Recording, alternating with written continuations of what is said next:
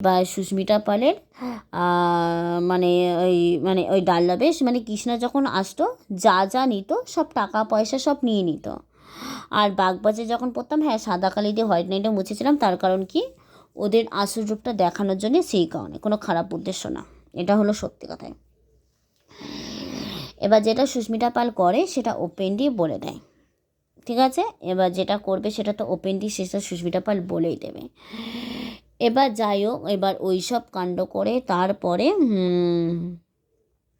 এবার ডাল্লাবে যখন ছিলাম, এবার সুস্মিতা পালে তখন মানে আগে পিছের কথা বলছি, এবার কিসে পড়ি সেটা মিথ্যে কথা বলেছিলাম, কিন্তু কেন বলেছিলাম সেটা পরবর্তীকালে বলবো, যতক্ষণ না প্রমাণের দরকার না ততক্ষণ কাউকে বলা যায় না।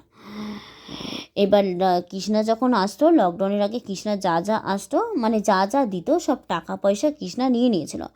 এমনকি পুরীতে যখন যেতাম তখন কৃষ্ণা বলেছিল কি, পুরীতে যখন আমরা আসছিলাম, যে পুরীতে কৃষ্ণা ছোটোবেলায় নিয়ে গেছিলো, তার বিনিময়ে টাকা চেয়েছিল, কিন্তু পুরীর টাকাটা আমাদের কাছে ছিল না, আমরা তো ছোটো, আমরা মানে লকডাউনের আগে আমি কাজ করছি, কাজ পাচ্ছি না, তা কী করবো?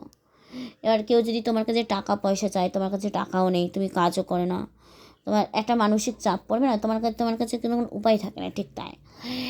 এবার তারপরে হয়তো সুস্মিতা পালের কথা কেউ বিশ্বাস নাও করতে পারে, কিন্তু সুস্মিতা পাল সত্যি কথাই বলছে,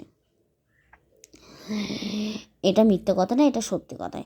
কৃষ্ণা যা যা নিত সব টাকা পয়সা নিয়ে দিত, কিন্তু কৃষ্ণা এটা সময় থাকতে থাকতে করেছিল, তার কারণ কি, ওই যে অভিককে যদি আমি বড় হয়ে যদি ভালোবাসি, যাতে আমি ভয় পাই, এই কারণে মানে কৃষ্ণা মনাকে সাহায্য করেছিল, যাতে মনা যাতে মানে আমার আর মানে আমি যাতে ভয় পাই, আমি আর অভিক ভয় পাই, আর মনা সেই সুযোগটা নেবে, এটা কৃষ্ণা সময় থাকতে থাকতে করেছিল। আর এটা হলো সত্যি কথা, এটা মিথ্যে কথা না। আর তারপরে সুস্মিতা পাল মানে ওই যে ঠাকুরের মন্দিরটা আছে, সুস্মিতা পালের শরীরটা খারাপ হয়ে গেছিলো, তখন সেক দিয়েছিলো, তখন কি করবে সেটা বুঝতে পারছিল না, তখন পায়খানা পেয়ে গেছিলো, তাই মগের মধ্যে করে দিয়েছিলাম। এবার তখন কি করব সেটা সেই মুহূর্তে কিছু মনে পড়ে মানে কিছু বুঝতে পারছিলাম না, যে তখন যেটা মাথায় এসে সেটা। এবার তারপরে ভগবান এখান থেকে আসলি খেলগুলো শুরু হয়েছে।